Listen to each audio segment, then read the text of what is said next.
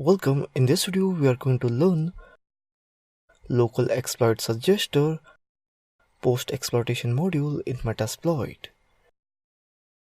This module suggests local interpreter exploits that can be used. The exploits are suggested based on architecture and platform that the user has shell opened, as well as the available exploit in interpreter. It is important to note that not all the local exploit will be fired. The exploits are chosen based on these conditions, that is session type, platform architecture, and required options. Let's open up MSF console.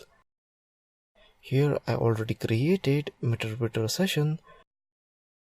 Let's load the local exploit suggester module into the MSF console. Type use post forward multi /recon /local exploit suggester. Type info. Here you can see that module information session. The session is run in this module and it's on. Description displays a detailed description for the available exploit.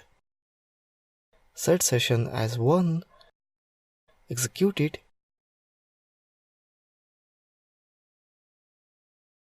Here you can see that 37 exploit checks are being tried. Target host appear to be vulnerable. So that's it in this video on local exploit suggester post exploitation module in Metasploit. Thank you for watching this video.